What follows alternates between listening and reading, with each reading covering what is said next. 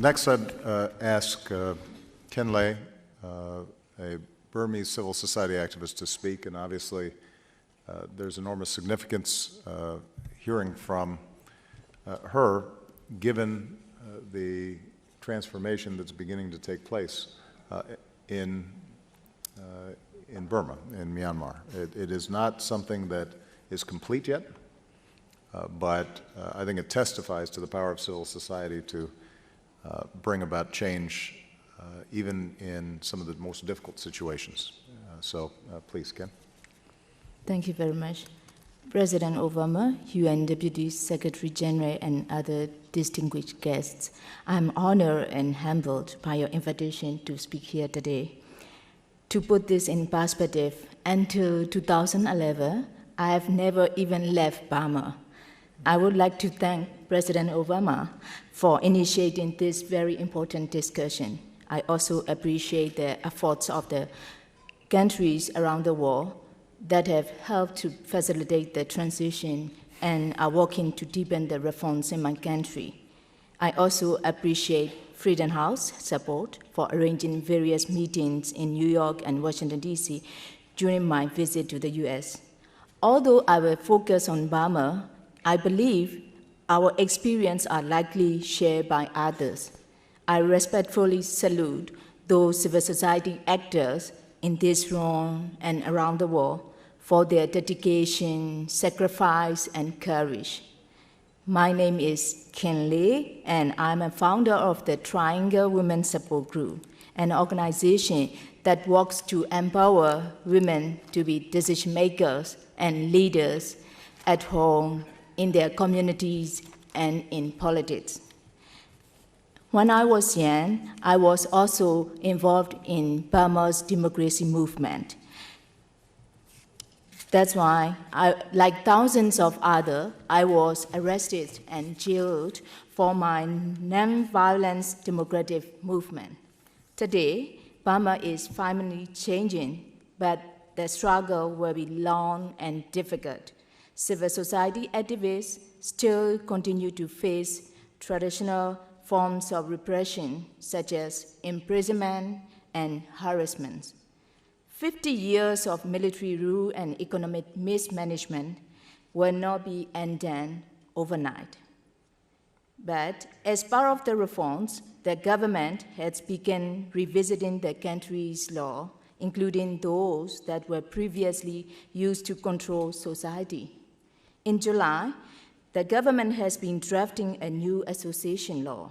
The first draft included many limitations on civil society, including severe penalties and a prohibition on informal associations, which are the principal way that citizens organize in Burma.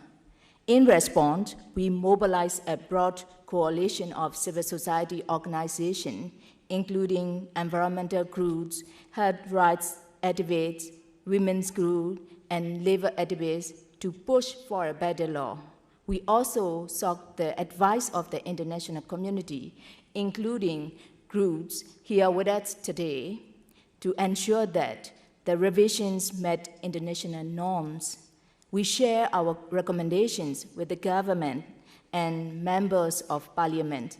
Today, I'm happy to inform you that the revised draft law is satisfactory, and it's now before Parliament for consideration.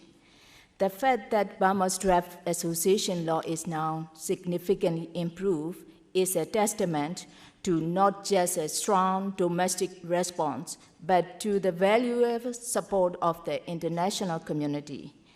I would like to share my ideas about kinds of the international community's support that have been proven to be useful to our efforts to bolster the reform process, not only in Burma, but also in other countries. First, we have learned enormously from other countries' experience. Groups like the World Movement for Democracy and the International Center for Not-for-Profit Law facilitated the exchange of experience and knowledge with advocacy efforts in other countries, as well as the information about international norms and standards. Second, international groups such as National Endowment for Democracy and others quickly responded to our request for support to convene a series of meetings among civil society groups and with the government and the MPs to discuss the draft law. Third, political support from the international community has been critically important. Sometimes coordinated responses from the diplomatic community is more important than financial support, like sometimes sticks, sometimes carrots. Together, we have made progress.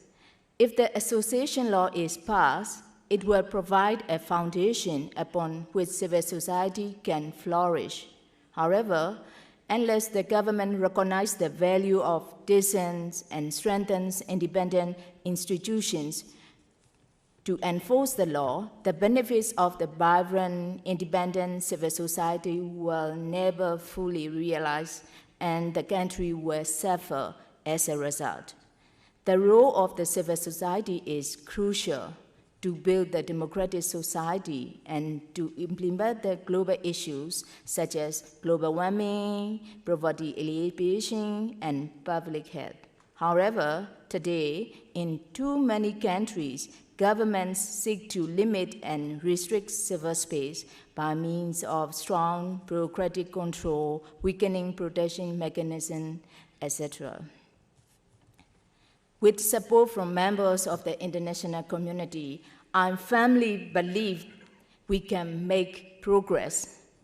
Together, we can build democratic and open societies where individuals have the opportunity to live with dignity, free from repression and deprivation. Thank you very much. Thank you.